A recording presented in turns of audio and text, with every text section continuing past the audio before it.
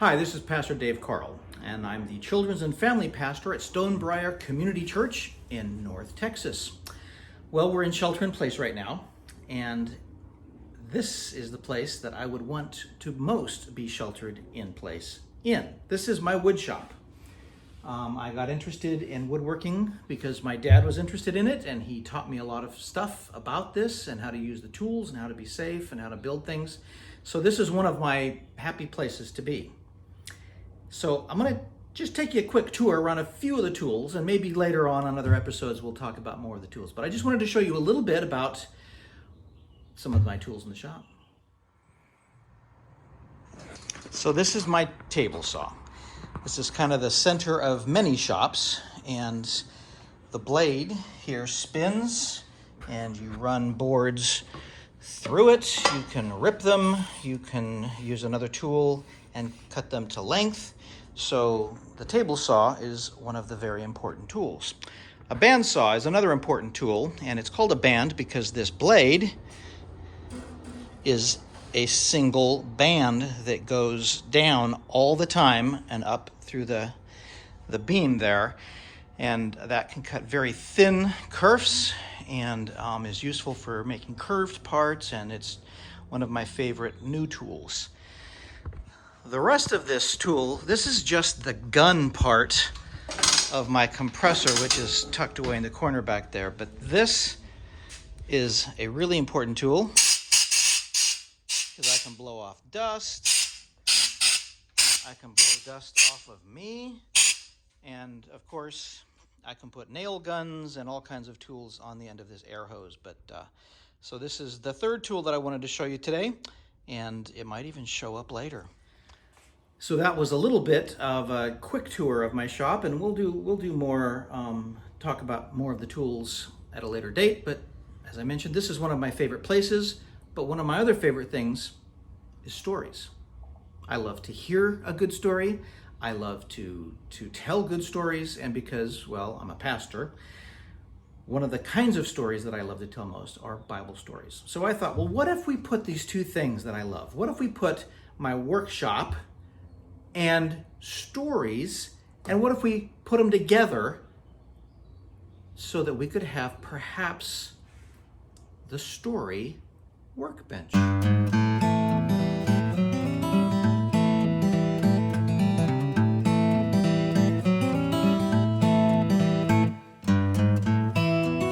So this is my workbench.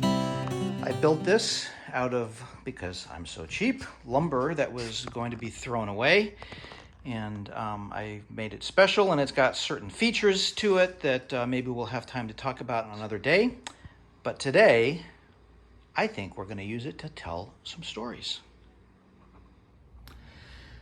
So we're all shelter in place right now. We're all trying to figure out how to do things differently. And it can be kind of nerve-wracking. We don't quite know how long this is going to go on. These are things that we really can't control. And so I started to think of Bible stories that would help me to make sense of this, because that's what we're supposed to do. We're supposed to try and find out, what is God up to today for me? And it made me think of a Bible story that I love. It's about a 15-year-old boy, and he was in a difficult situation, to say the least. He was having to face a giant.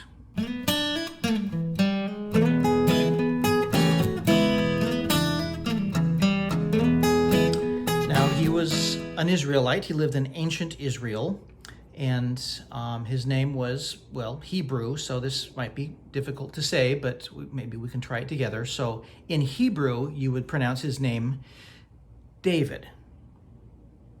Can you say that with me? David. See, now you're speaking Hebrew already. So David was about 15, and his brothers went off to war. So King Saul, the king at the time, called all of the men of Israel to come and fight for their country and for their God and to protect themselves from the Philistines. And so they all went. And now today, when our brothers and sisters go off to war, they usually go far, far away. They fly to another country, but in David's time, it was a day's walk, 2 days walk. So David walked to go see his brothers and give them some groceries, because that's the way it worked back then. So David's father, Jesse, told David to load up the donkey with some groceries and go find his brothers and get news from them. And so he did. So David traveled.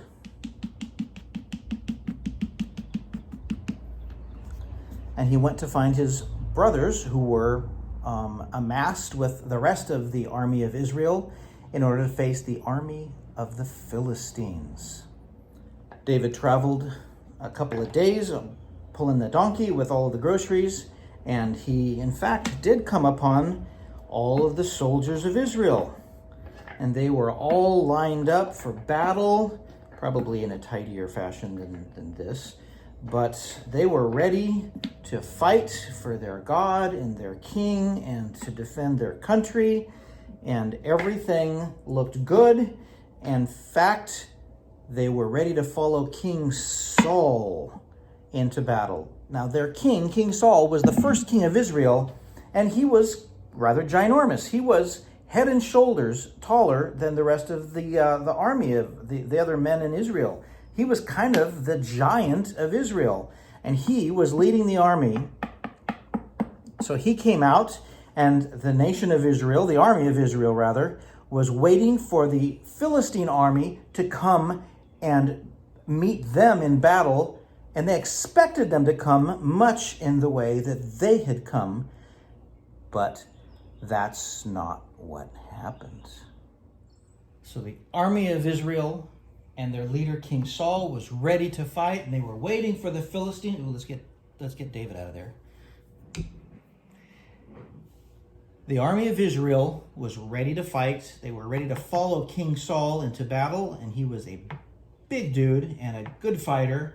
They were ready they thought they were ready for anything, but the Philistine army did not come to them the way they showed up. Instead, they brought with them, Goliath. Goliath was, he was a giant. We think he was about 9.5 feet tall. And the regular guy in the army was probably 5'6", 5'7". King Saul was taller. He was the giant of Israel, but nothing like Goliath. He was almost twice their size. And Goliath came out every day, and he shouted and he challenged them.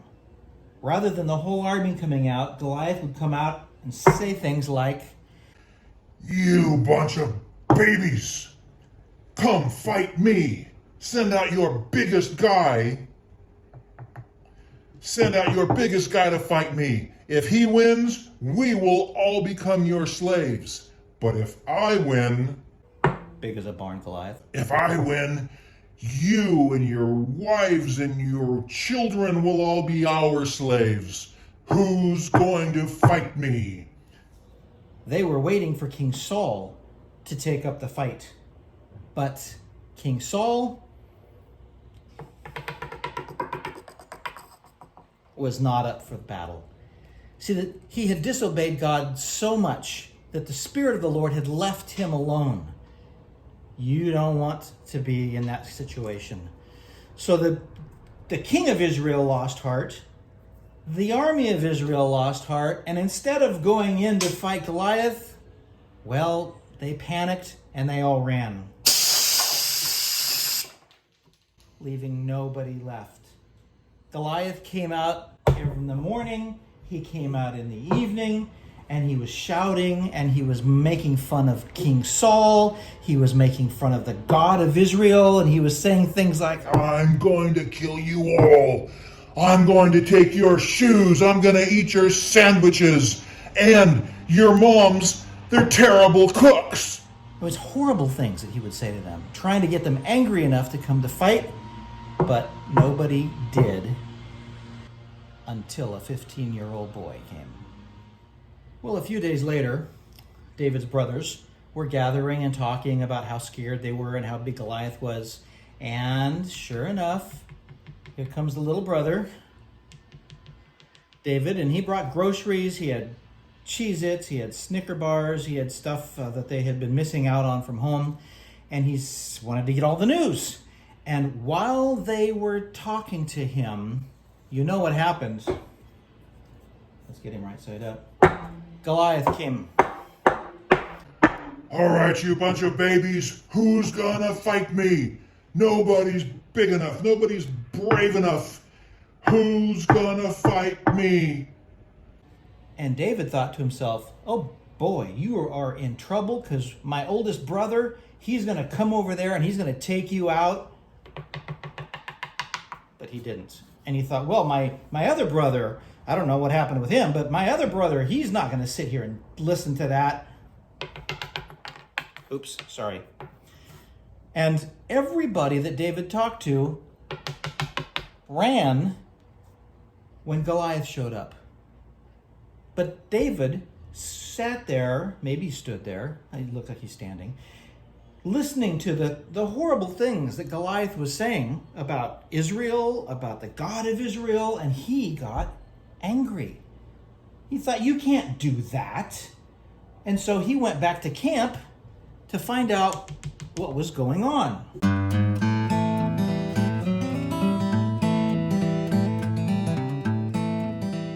When it comes to the necessities of life, there is nothing more important than growing in our love for God and for others.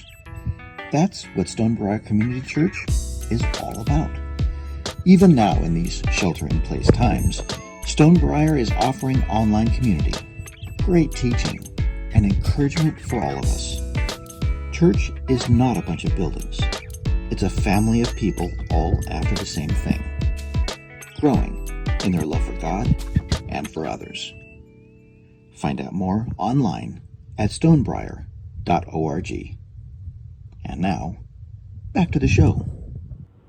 Now, King Saul was trying to figure out what to do. He wasn't strong enough to fight Goliath. He knew that. Nobody else in the entire army was strong enough to fight Goliath. They all knew that. So they were talking about who's going to go. We got to send somebody. Even if they're going to lose, we got to send somebody.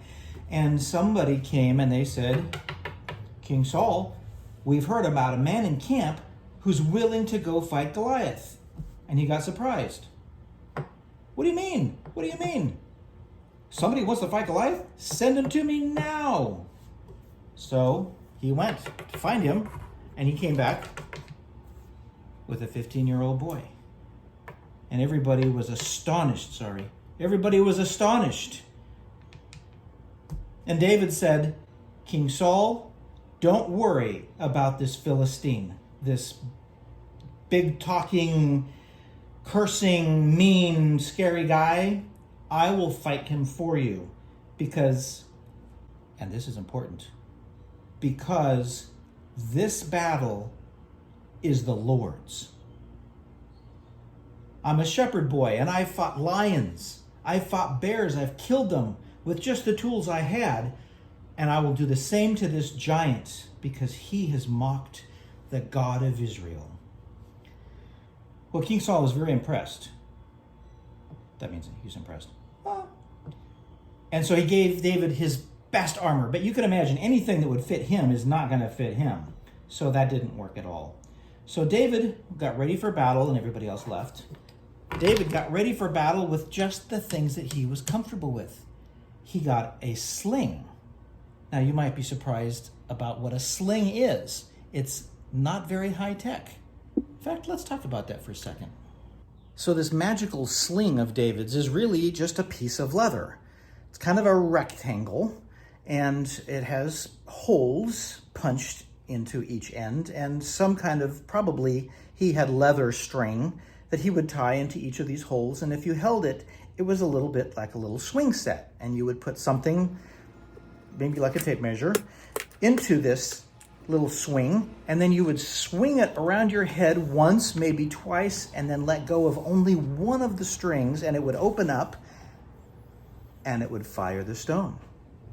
So clearly, this was not a very high-tech weapon. So David went out to meet Goliath with nothing but a sling and 5 smooth stones.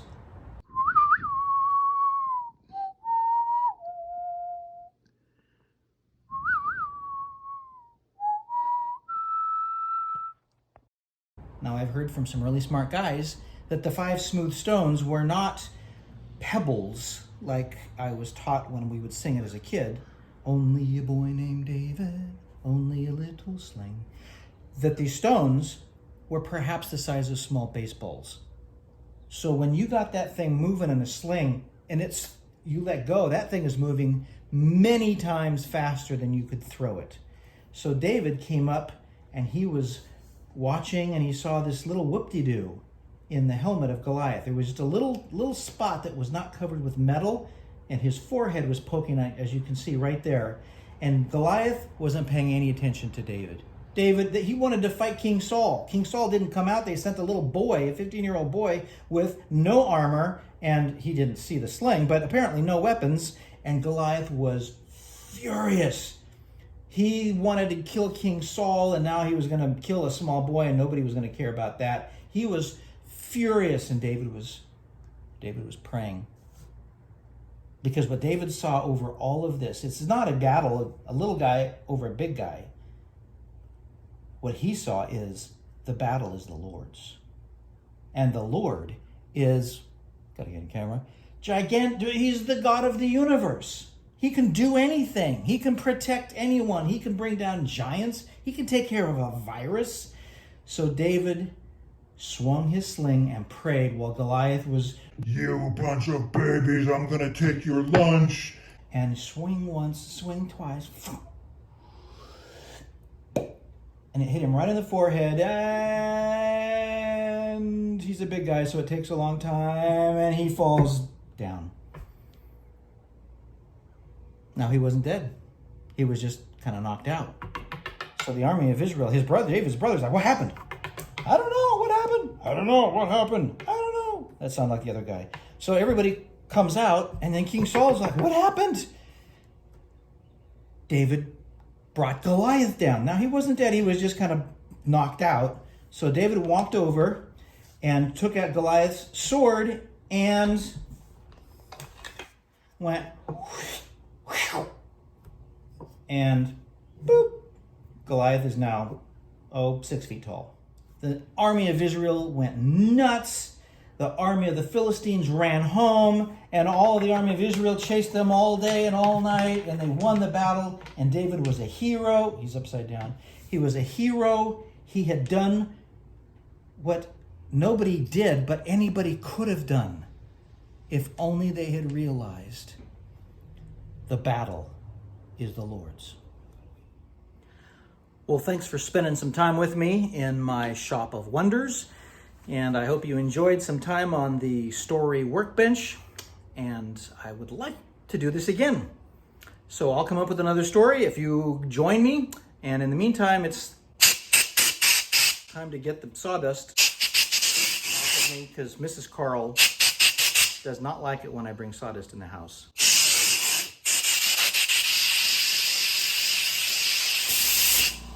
We'll see you next time.